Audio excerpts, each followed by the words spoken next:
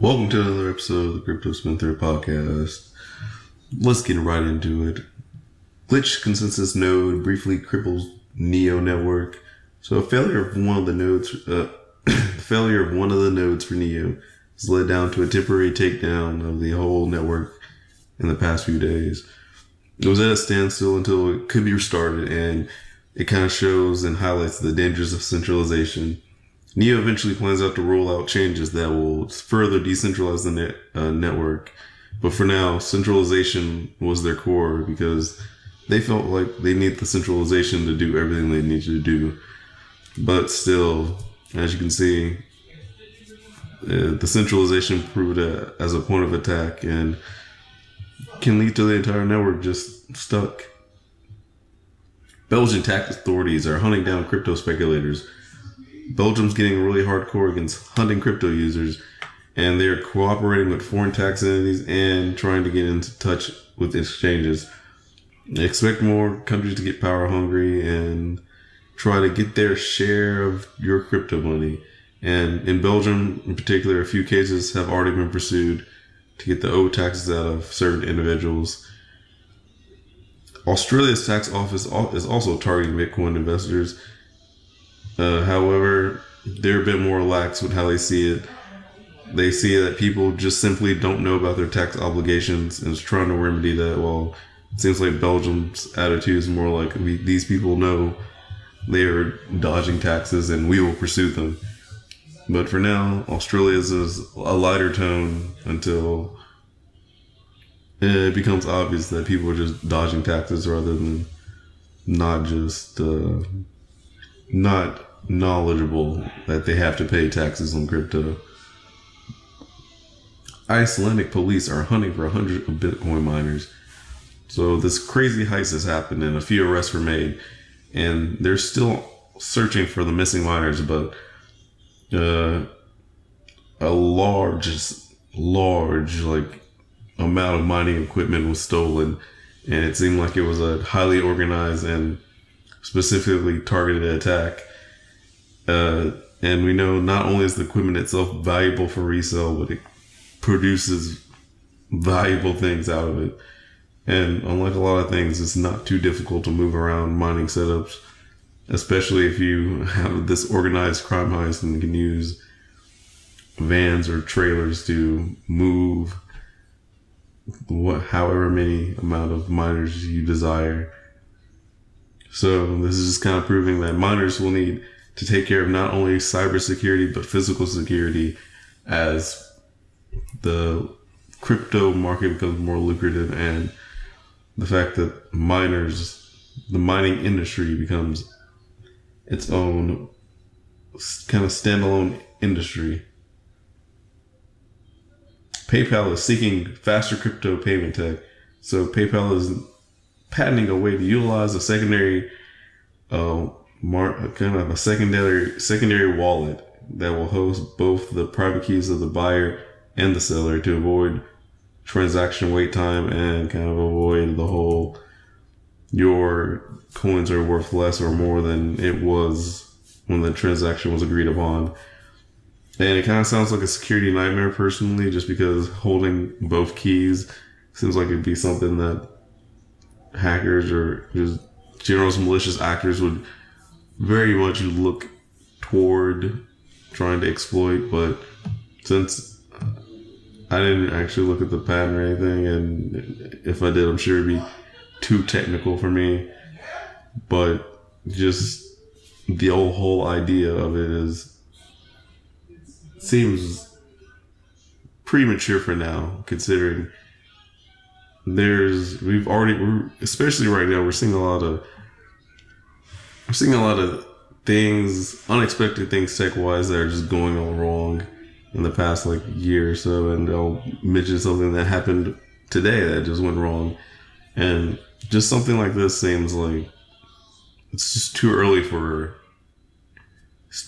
to be putting that much faith in any kind of tech that will risk a buyer and a seller's private key when you could just take the L and wait, or have them conducted one-to-one like they already do, or through third-party escrow with the human factor. I mean, that's still a point of security that could fail, but I feel like any kind of automatic system, right now at least, is just something that the long con kind of hacker would be looking to exploit and just wipe it all up at once the user base is grown enough. Blockchain needs centralization, says Chinese SEC official. So it makes perfect sense if the PRC are saying something like this. They see the valuable nature of the blockchain, but they obviously want control of it. I'm sure a lot of other governments are thinking the same thing. And I agree in the fact that not every blockchain needs to be public, but I do believe they need to be decentralized in some form. All kind of current crypto and blockchain kind of relies on the assumption that one entity doesn't just control everything and can't forge the network to go a certain path all on its own. And I'm sure there'll be flaws when people try to force inherently decentralized idea or system to become a centralized system. And it's just be something that pops up. It just doesn't make any sense that there wouldn't be anything that would pop up and just kind of prove to be a very big obstacle for them to kind of toil through by preferring centralization over decentralization. And at the very least, if they really want to centralize it, they need to at least decentralize it within the organization so it will work properly without having to meet all these weird possible situations where it wouldn't occur in a normal crypto blockchain kind of situation. But since they're one entity controlling everything, it ends up just invalidating the whole tech. And bouncing off that, there's actually recent research by a firm that says major blockchains are still pretty much still centralized. It was a University of London research, and it wasn't the best research because it was a little focused, but it made a broad claim of centralization, but it was focused on one particular aspect, and it was mainly focused on people who like contribute the code. And obviously for something like Ethereum, Buterin's like the main source of code contribution, and it was found that there's one Bitcoin dev that did 7% of the code contribution, and going back to Ethereum, Buterin did like 20-ish%. And I think for Bitcoin's case, like 7% is not that bad, considering it takes a long time to kind of understand this technology on a technical level, and it's been around a relatively short time in the grand scheme of things. And the fact that this one person's only contributing 7% is, I think that's a manageable amount. Meanwhile, Ethereum's 20% from Buterin, and him being important in other aspects besides the code that's a major point of security. Ethereum can just fall through of, like, if Buterin happens to fall ill, die, or any kind of thing where he isn't able to take his position that he assumes in the Ethereum Foundation and such. But my real problem with this research is code contribution is important, but it also didn't really care about the network part of the whole centralization thing, which is why I feel like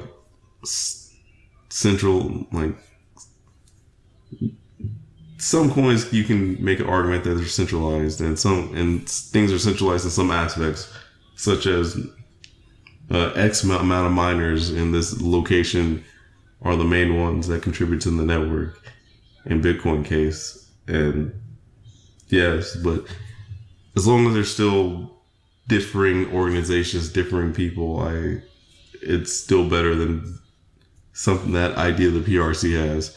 Even if the fact that there's majority of all hash power comes from a very few. And obviously Ethereum had a lesser problem of this than Bitcoin, just because of the fact that Ethereum has a lower cost of entry than Bitcoin, because mining GPU is a lot more accessible than mining the ASICs, because GPU manufacturers have the what's it called, capacity scale. I don't know. They can scale their manufacturing up and assess, kind of meet demand better than the ASIC miners, because they're still relatively new and way smaller than any graphic card maker. So that plays a part of that one. And while they're way more expensive, and also just a way lower supply. But it's still early in crypto, and I'm sure some of these problems will dissipate as more people participate in the general industry.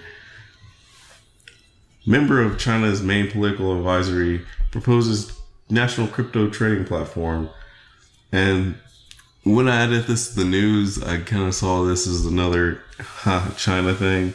But as we get down, I think this is going to be something that every country attempts to do, to have a little pre-approved list of projects that they allow in their country. And that's really what this is a list of pre-approved projects that are allowed to exist, that they are co-signed, that are okay. And in China's case, I feel like this is because they just want better capital control on where the money's moving, kind of where the money, kind of keep the money from flowing too much out of China, from Chinese investors to foreign entities, and more of kind of put it somewhere where the PRC can control or take their cut or whatever.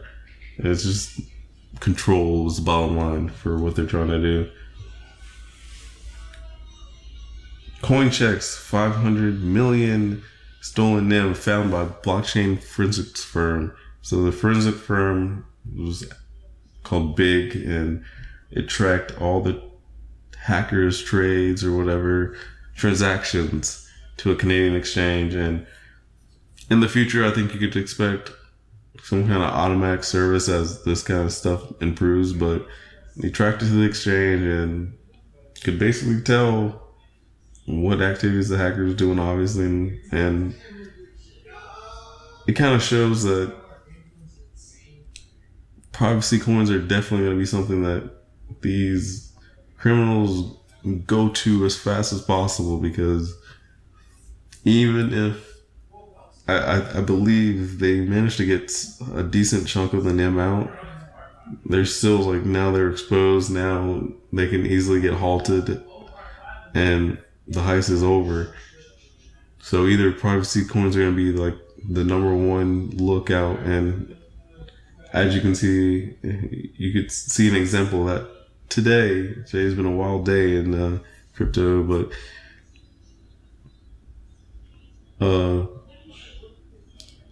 expect criminals to start really gunning for the being able to exchange the privacy coins before they start to do heists, unless they have some bigger grand plan, because just moving coins around doesn't really work anymore because firms like this. ICO exit scams after listing Ryan Gosling as graphic designer. This is just stupid. I thought this was stupid from the get-go, and I also thought it was stupid just because how would you fall for something like this? They raised around $800,000. Yeah, $800,000. Crazy. And just ICO fever is on the downturn, and the market's garbage, and it was raised, this much money was raised. Twitter user Crypto Shill Nye discovered this. It was Muroski ICO, and you just noticed that Ryan Gosling was on it, and there wasn't really any even leaked in information. It's just like, if they don't have a LinkedIn and if you can't find secondary information about them, just searching their name, there's something's up. Because them having a LinkedIn is the like first proof that they're a real person, and then looking from there that most real people will have some kind of internet presence beyond that, and that's how you can kind of confirm. So that's what you should do. And the thing that bothered me the most is that could easily be a case that wasn't people being ignorant and searching for money more than anything, but could be a case of just plain money laundering. And that's what a lot of people suspect, that this was just a project for money laundering more than scamming people out of anything. But it's not really confirmed. That's just kind of speculation. MasterCoin Plus, maybe the next Bitconnect. Listen up, stay away. That's it. MasterCoin Plus, stay away from that. Because the fate of Bitconnect is Bitconnect has a lawsuit saga that is continuing, with legal fees passing up to $700,000. Past $700,000. Crazy. Bitconnect is getting suits from everywhere, and as expected, class actions. But the real thing here is promoters like Trevon James are getting court dates, and the other guy, Craig or whatever, and then Crypto Nick has deleted everything related to Bitconnect. But this is just showing that crypto is really changing, and no one's safe. ICOs aren't safe, and media promoters like Trevon James, you can't just be throwing out trash, promoting trash, and you really put yourself at risk for doing so when you just accept anything or promote something that you blatantly know is a bad deal for people. That's kind of why I'm kind of picky with what I do, because I feel like if you're not picky, it could bite you later, because some things I've been hearing lately, a rumor of the SEC being super critical about anyone, I mean anyone, being related to ICOs, like even exchanges. But I'll talk about that in the end. But basically what you take from this is, don't promote any garbage under your real information. You can promote garbage under some fake pseudonym shill account. Who cares? And if you're smart, you'll never get found out, and that's just the truth of the matter. But if you're really trying to build something, you gotta separate the real from the BS. Bitcoin transactions are hitting an all-time low, and despite the rock bottom fees that have been introduced. So this is very obvious. The whole exchange segue and batching transactions, that cleared up a lot from the mempool, and now that that's gone, while the market is dying, there's not really reasons for tons of transactions to be happening. People don't use Bitcoin for buying things that much, really, and Ethereum is the main thing for ICO these days, so not too surprising to see that Bitcoin transactions very low, and especially since there's not a lot of new people entering, since the market's just garbage. And you'll discover why the market's garbage soon enough. No decision on new asset, Coinbase says amid Ripple rumors. So Coinbase has a lot of rumors, a lot of time, all the time. And one of these was that Ripple was coming to Coinbase. That is not true. Ripple is in fact confirmed to not come to Coinbase anytime soon. And it took the plunge because of that. I think the speculation that Ripple was coming to Coinbase was just the fact that Ripple was a top coin, and that's it. Not really any real information. And I'm sure Coinbase is going to take its time deciding who gets on Coinbase, because anything that did an ICO is now in sketchy water, and Coinbase is already on like thin ice with people if they mess another coin introduction up. The European Commission to release a block-wide blockchain framework, says draft document. An EU-wide regulatory ruling will appear soon, and it's just kind of setting the tone for 2018 to be a year of regulation. If this is led by France and Germany, you can probably expect some more kind of critical toward crypto policies and stances, but there's nothing material about the framework yet, so I can't really judge it. It's just like it's coming. Bitcoin's Tokyo Well sold 400 million. Yep, 400 million, and he is not done yet. So the trustee of Mt. Gox, the ghost of Gox, is back, and this trustee has been selling Bitcoin for the last 4 months, ever since December, at market value, through exchanges, not even doing it over the counter, just through exchanges, like the same interface you and me use, instead of contacting exchanges directly to get this stuff liquidated. It's mind-blowing, but it's mind-blowing and it's frustrating, and there's still plenty left. I think it's around 500 million or something, because I think Gox had around 900 million left. I don't remember the exact number, but I think it is like multiple hundred. I know for a fact it's multiple hundred millions, but I think it's 500 million that's left to be dumped on the market at market price without going OTC. It's stupid, and expect Bitcoin to be very rough this year. Between the legislation and this, it's gonna be bad. And finally, a big PSA: keep your coins off exchanges if you're not actively trading them. And you should be only actively trading a small amount of coins. Why? Because a possible hack of third-party tools has led to Binance exchange users getting their altcoins liquidated. I'm sure you heard about this. Basically, these guys are pretty smart with what they're doing. They utilize bots that people are using and the API, and they use these two things to drain people's accounts of alts.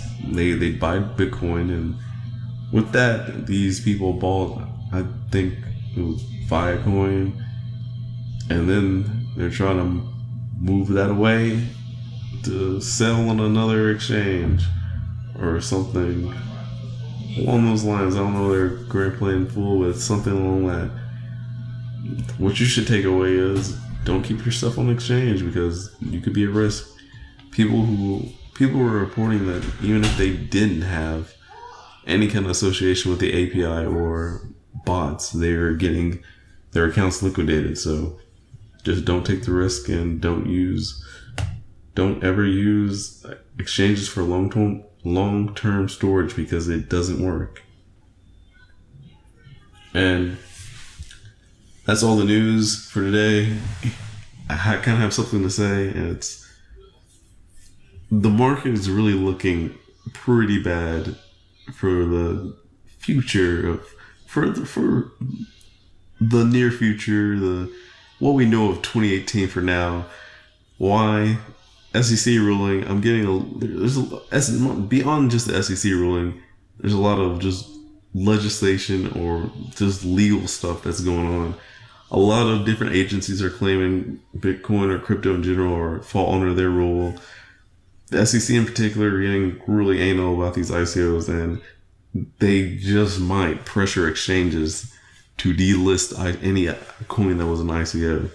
That's a possibility. I don't know how high of a possibility, but it is a possibility, and that's a very scary possibility for some people. And having in kind of anything on an American exchange that's in America is a risk right now. if you're not just dealing with traditional stuff. And how I think it works is the ones that will happen before the memo are the ones that could be safe. And the memo happened sometime in summer 2017. So let's just say June as a good cutoff. Any coin before that existed before June 2017 will probably be able to avoid the wrath of the SEC if they try to pressure people to delist coins. But anything after that, free game. So if you're really into ICO coins and you think the market can weather this, definitely look forward to decentralized exchanges or just exchanges that don't have a presence in the US. Because any exchange with a presence in the US is what has the highest chance of getting issues or in trouble or just having problems with having these ICOs up. It's a lot going on. And I just want everyone to just be aware and be careful, because 2018 is shaping up like it might be like 2014, where a major crash happens and it's just stagnant for another year. And then maybe like 2020, things will look up. Maybe late 2019, because the global economy starts hitting the slump because these stupid trade tariff situation going on. Who knows? But just here's a good time to just reassess yourself and say, am I willing to lose everything in crypto? And if that answer is yes, which you want it to be, then you know you don't have anything to worry about. But if you have something to lose, if all your stuff just was wiped out today, then just monitor the situation of the end, of the upcoming months very closely, because I don't think anyone knows what would happen. These technical analysis people definitely don't know what would happen, because they did not factor in that the crash was almost entirely because this trustee was just dumping thousands of coins at market price and not caring. Just past things cannot be used to predict the future. So overall, what you should take from this PSA is monitor the market very closely, because anything can happen. If you're risk averse, it would probably be a good time to pull out. But if you are willing to go to zero, then buckle up. It's going to be a really wild ride.